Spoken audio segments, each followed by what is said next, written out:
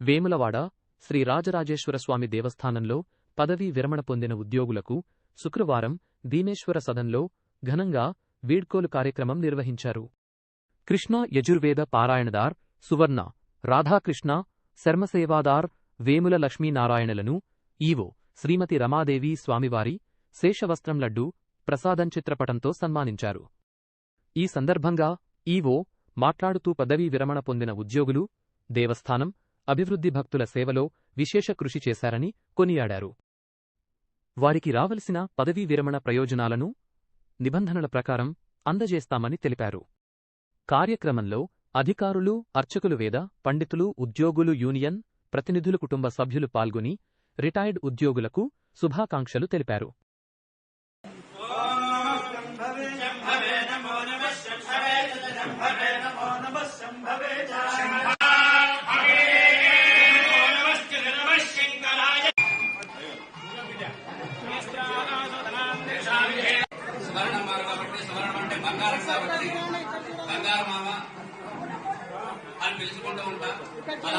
పరస్పరాశ్లిష్టమృద్ధరాభ్యాం నగేంద్రకన్యా వృషకేతనాభ్యాం నమో నమః శంకర పార్వతీభ్యాం.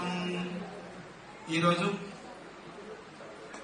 యజుర్వేద పండితులు రాధాకృష్ణ శర్మ గారు అలాగే లక్ష్మీనారాయణ గారు రిటైర్మెంట్ ఉత్సవాన్ని పురస్కరించుకొని రాధాకృష్ణ గారి గురించి విషయం చెప్పాలంటే ఇంతకుముందు 6వసారి చెప్పినట్టుగా పరిస్థితి ఏది ఏంటంటే మనకు తెలంగాణ రాష్ట్రం తర్వాత అత్యంత శైవాలయంలో అత్యంత పెద్దదైన దేవస్థానం రాజరాజేశ్వర స్వామి దేవస్థానం కాబట్టి వారు ప్రత్యేకంగా రాజరాజేశ్వర స్వామి వారి యొక్క దేవస్థానాన్ని ఎంచుకున్నారు.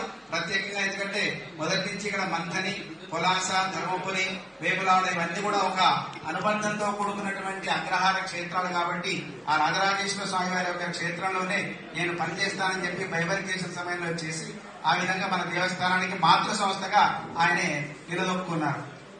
ఇక్కడ కూడా కొన్ని సంవత్సరాల వరకు కూడా చాలా దశాబ్దం దాకా వారు చేశారు. చివరి క్షణాల్లో వారికి ఇంటి ఉండేటువంటి పరిస్థితి, తర్వాత కొంత ఆరోగ్య దృష్టిలో ఉంచుకొని 1 సంవత్సరం క్రితమే డిప్యుటేషన్ పై అక్కడ హైదరాబాద్ లో దేవస్థానంలో పారాయణం చేస్తున్నారు. కాకపోతే ఏంటంటే మాతృ సంస్థ మాత్రం మన యొక్క రాజరాజేశ్వర స్వామి దేవస్థానం. అలాగే పెన్షన్ విషయం లక్ష్మీనారాయణ దంపతులకు కూడా ఈరోజు ఏదైతే మనం ప్రతి అంటే ఎవరైనా ఉద్యోగం కోరుకునేది ప్రమోషన్స్ అని కోరుకుంటారు. తప్పదు, మనందరికీ కూడా రిటైర్మెంట్ అనేది ఈరోజు రిటైర్ అయిన సందర్భంగా వారందరికీ కూడా నా శుభాభినందనలు. అయితే ఈ రిటైర్మెంట్ సందర్భంగా నేను చెప్పేది ఏంటంటే ప్రధానంగా రాధాకృష్ణ గారి గురించి. నేను గతంలో 22లో ఒక 28 నెలల కాలం ఇక్కడ పనిచేశాను. ఆ టైంలో రాధాకృష్ణ గారు నేను శివరాత్రి సందర్భంగా మన దేవాదాయ శాఖ మంత్రి వారిని ఇన్విటేషన్ ఇవ్వడానికి వెళ్ళడం జరిగింది. ఆ టైంలో వారితో వెళ్ళడం ఫస్ట్ అయినా కూడా నేను కూడా వచ్చి కొద్ది సమయమే, జస్ట్ ఒక నెల రోజుల సమయంలో నేను జనవరిలో జాయిన్ అయ్యాను. ఫిబ్రవరిలో శివరాత్రి వచ్చింది. ఆ టైంలో వెళ్ళడం, వారితో పరిచయం, మేము వారికి వెళ్ళడం, ఎక్కడ కూడా ఇబ్బంది జరగకుండా నాకు కూడా కొత్త అని, ఈవో గారి కొత్త అని అది ఏమి లేదు. ఆ ధైర్యంతో నేను వెళ్ళాను. ఇంద్రకరణ్ రెడ్డి గారి దగ్గరికి వెళ్ళడం జరిగింది. అక్కడి నుంచి పూర్తి చేసుకుని వచ్చే సందర్భంలో చాలా జాగ్రత్తగా మేము ఇన్విటేషన్ ఇవ్వడం, తర్వాత అక్కడి నుంచి రావడం, తర్వాత వారి పరిచయం అప్పటి నుంచి కూడా ఉంది. వారు ఆ కాలంలోనే అనుకుంటాను కొద్ది రోజులు లీవ్ పెట్టడం, మళ్ళీ రావడం. అలాగే నేనున్న పీరియడ్ లో వారితో కొద్ది సమయం కాదు కానీ నెలల సమయం నేను వారితో పనిచేయడం జరిగింది. అయితే ఆ దంపతులందరూ కూడా వారికి రాజరాజేశ్వర స్వామి వారి ఆశీస్సులు ఉండాలని కోరుకుంటున్నాను. అలాగే లక్ష్మీనారాయణ దంపతులు, వీరు దఫేదారుగా అంటే మనందరికీ తెలుసు ఉద్యోగ నిర్వహణలో రిలీజియస్ గా ఎట్లా ఉంటుందో అడ్మినిస్ట్రేషన్ పరంగా కూడా మనం విద్యుత్ ధర్మాలు నిర్వర్తిస్తుంటాము. అటెండర్ లో సీనియర్ మోస్ట్ వారిని దఫేదారుగా మనం నిర్ణయించుకుంటాం. ఆ విధంగా దఫేదారుగా సేవలు అందిస్తూ అంటే నాకు ఈ 10 నెలలు దాదాపు 10-11 నెలల్లో కూడా ఎక్కడో కనబడితే ఒక చిరునవ్వుతో ఒక నమస్కారం పెడుతూ కనబడ్డం తప్ప ఆయన పని ఆయన చేసుకుపోతుంటారు. నా అనుబంధం కూడా చాలా తక్కువ సమయం కాబట్టి వారితో అనుబంధం నాకు లేనప్పటికీ కూడా ప్రతి క్షణము మన ఉద్యోగిగా గౌరవిస్తూ చాలా సింపుల్ గా వారి దంపతులకు కూడా నా హృదయపూర్వక అభినందనలు.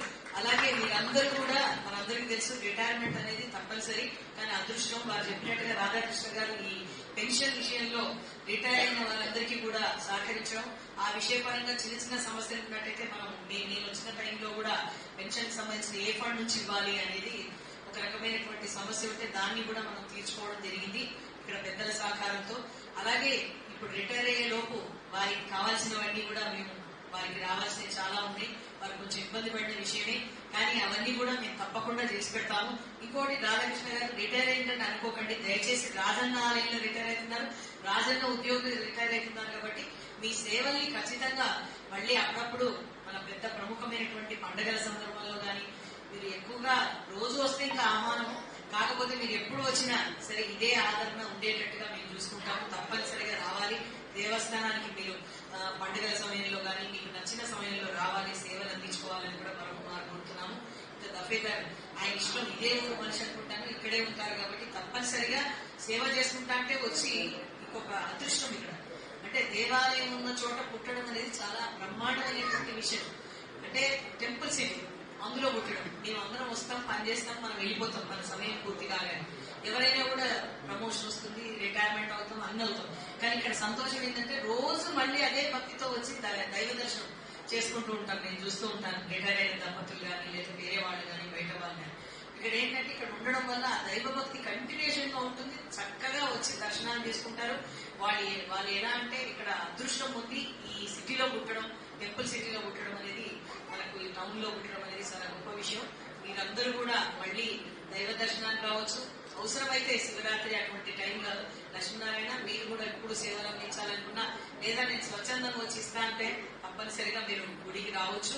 భార్యా పిల్లల్ని చాలా టైంలలో తీసుకురారు. నేను దేవాదాయ శాఖ ఉద్యోగులు చూశాను, ఎన్నో సేవలు అందిస్తారు, కానీ ఒక టెంపుల్ విషయానికి వస్తే మనం బయట వాళ్ళకి ఎన్నో సౌకర్యాలు కల్పిస్తాం. కానీ మన ఫ్యామిలీ వరకు వచ్చే వరకు మనం దైవ దర్శనానికి కూడా తీసుకురావడం చాలా తక్కువగా ఉంటుంది. మరి తీర్థయాత్రలు మిగిలిన తీర్థయాత్రలు చేయడము, తర్వాత ఇక్కడ దైవ దర్శనాలు కూడా వారి ఫ్యామిలీతో తిరగడము, స్పెండ్ చేయడము, అది కాకుండా మళ్ళీ వారిని అందరినీ కూడా మన దేవాలయానికి కూడా తీసుకురావాలని రాజన్న భీమన్న ఆశీస్సులు ఉండాలని కోరుకుంటూ ఓం నమస్తే. మరి వారి ధర్మపత్ని సమేతంగా ఇక్కడ కూర్చున్నారు. అనిలు రమాదేవి గారు, యువ గారు ఈ సమావేశానికి అధ్యక్షత వహిస్తున్నారు. అలాగే ఈ వేదిక పైన మాన్యులు బ్రహ్మశ్రీ చంద్రగిరి శరత్ శర్మ గారు, ఇంకా మాన్యులు సూపరింటెండెంట్ గారు ఇంకా కూడా వీరి శుభాన్ని కోరుతూ రాధాకృష్ణ శర్మ గారికి శుభాభినందనలు తెలియజేయడానికి ఈ సభలో ఉన్న వాళ్ళంతా అందుకోసమే ఇక్కడ వచ్చి ఉన్నారు. ఆయన రాధాకృష్ణ శర్మ గారి గురించి నేను వాక్యాల్లో చెప్పడానికంటే ముఖ్యంగా ఇందులో నేను రాసిన కాబట్టి దీన్నే చదివి వినిపిస్తా అని చెప్పి మనం చేస్తున్నాం.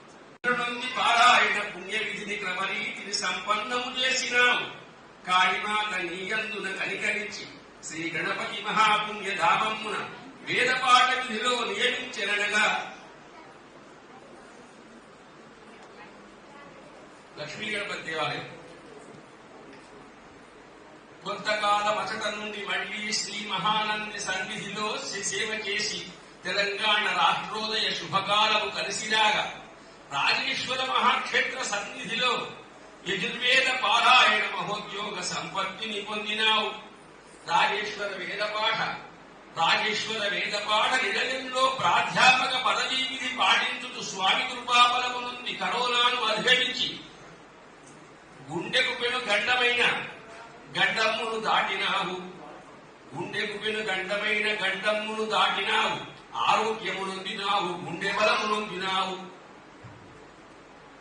డిప్టేషన్ విధానమున భ్రమరాంబ మల్లీశ్వర దేవాలయ ధామంలో శ్రీ బీరంగూడలోన సంగారెడ్డి మహాస్థలి వేదపాఠ తపస్సులో 31/7/2026 శ్రీకరమౌ శుభదినమున రాజేశ్వర ధామంలో మాన్యశ్రీ రమాదేవి ప్రాధికార పరిధిలోన ఆత్మీయులు, అధికారులు, పరిపాలకులు, పెద్దలు, సన్మిత్రులు, సంబంధులు అభినందనలు అందించగా 47 సేవ మహాతపం ఫలించగా 47 సేవ మహాతపము ఫలించగా రాజేశ్వరు దీవెనతో మహాసభా మంటపమున పదవీ విశ్రాంతి నొందు మహాధీర మహోదయ వేదాధ్యాపక వర్య రాధాకృష్ణ శుభనామక శుభాకాంక్షలందుకును.